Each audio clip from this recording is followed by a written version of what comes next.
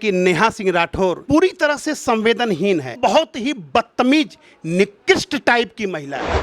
वो हमारे देश की राक्षसीन है जो रामायण और महाभारत युद्ध काल में बची हुई है राक्षस। ये सिर्फ इसके अंदर एक एक इसके गाने के एक एक शब्द में इसकी राजनीतिक हवस दिखाई दे। मुर्शिदाबाद जैसी घटनाएं जो हमारी बहन बेटियों के साथ बलात्कार होता है, जहां वहां छोटे छोटे बच्चे मां के गोद से छीन करके काट दिए जाते हैं, उसके खिलाफ तुमने कभी गीत नहीं गाया। तो नेहा सिंह राठौर, ये तुम्हारी राजनीतिक हवस, तुम जो मक्खन लगा करके राजनेताओं के अंग अंग पर जो अपनी ललचाई हुई राजनीतिक जीभ को निकाल करके उनके हर एक अंग को चाटने का काम करती हो। नेहा सिंह राठौर जिस तरीके से लगातार सरकार पे वार कर रही हैं और तमाम ऐसी चीजें बोल रही हैं, क्या नेहा सिंह राठौर का राजनीति जो कर रही है वो राजनीति उसमें दिख रहा है या फिर उसमें देश हित के लिए कार्य कर रही हैं? सिद्धार्थ जी, सबसे बड़ी बात है कि नेहा सिंह राठौर जो ये गाना गा रही है, लोक गायिका के रूप में जो इसको लोग जानते हैं, नेहा सिंह राठौर के गायकी में आप देखिएगा, पहली बात कि जो गायक होता है, जो कवि होता है, वो संवेदनशील होता है,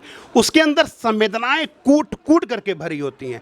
लेकिन ये पूरी तरह से संवेदनहीन है और लोग इसके पोस्ट को शेयर करके, कमेंट करके इसको पता न क्या बनाना चाहते हैं। ये आपको मैं एकदम स्पष्ट बता रहा हूँ, आने वाले भविष्य में आप देखिएगा कि नेहा सिंह राठौर के गीत को ध्यान से सुनिएगा। पहले तो बहुत ही बदतमीज निकृष्ट टाइप की महिला है और मैंने जो राक्षस शब्द किया वो हमारे देश की राक्षसीन है जो रामायण और महाभारत युद्ध काल में बची हुई है राक्षस है। आपसे ये मैं बताना चाहता हूँ सिद्धार्थ जी, आप देखिएगा भविष्य में ये सिर्फ इसके अंदर एक एक इसके गाने के एक एक शब्द में इसकी राजनीतिक हवस दिखाई देती है। और ये राजनीतिक हवस ये लोकतंत्र के मंदिर लोकसभा और विधानसभा, विधान परिषद या राज्यसभा पहुंचने के लिए नाटक कर रही है। हमारे देश के प्रधानमंत्री के खिलाफ तुम बोल रही हो। लोकतंत्र में तुम्हें बोलने का अधिकार है, बोलो, खूब बोलो। 140 करोड़ देशवासी तुम्हारी हर एक बात का, तुम्हारे हर एक शब्द का स्वागत करता है। लेकिन मुर्शिदाबाद जैसी घटनाएं जो हमारी बहन बेटियों के साथ बलात्कार होता है, जहां वहां छोटे छोटे बच्चे मां के गोद से छीन करके काट दिए जाते हैं, जिनकी नरसंहार, जिनकी हत्याएं होती हैं खुलेआम सड़कों पर, उसके खिलाफ तुमने कभी गीत नहीं गाए। तुमने राहुल जी जो मंच पे खड़े होकर के हमारे देश के परम श्रद्धेय प्रधानमंत्री जी जो 75 साल के करीब पहुंचने वाले हैं, उनके लिए तुम तड़ाका ऐसा किया वैसा किया ऐसी बातें करते हैं, इतनी बेतुकी बातें करता है, तुमने उसके पर तो कभी बात नहीं करने का काम किया।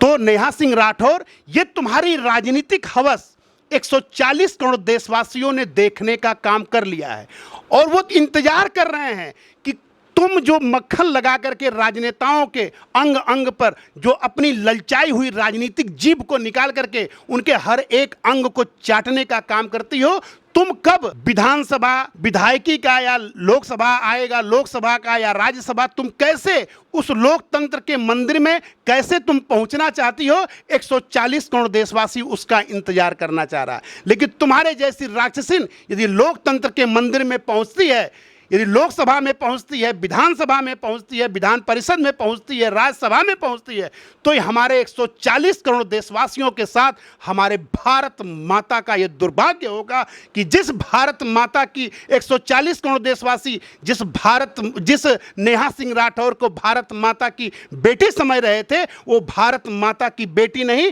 बल्कि भारत माता का मजाक उड़ाने वाली, पाकिस्तान में वीडियो रिलीज करने वाली, 140 करोड़ देशवासियों की संवेदनाओं और भावनाओं के साथ खेलने वाली वह राक्षसीन है जो अपने सीने में राजनीतिक हवस लेकर के ये गीत के माध्यम से अपनी राजनीतिक तवे पे अपनी राजनीतिक रोटियां सेक करके लोकतंत्र के मंदिर में पहुंचना चाहती है। और ये जिस दिन पहुंचेगी वो हमारा और आपका दुर्भाग्य होगा और ये इसकी राजनीतिक हवस इसके हर एक गीत के हर एक शब्द में दिखाई देती है। आने वाले भविष्य में वो इसीलिए तैयार है। चलिए, बहुत बहुत धन्यवाद जिस तरीके से आपने अपनी बातों को बेबाकी के साथ रखा। चलिए मिलते हैं ऐसे नए वीडियो के साथ, तब तक के लिए जय हिंद।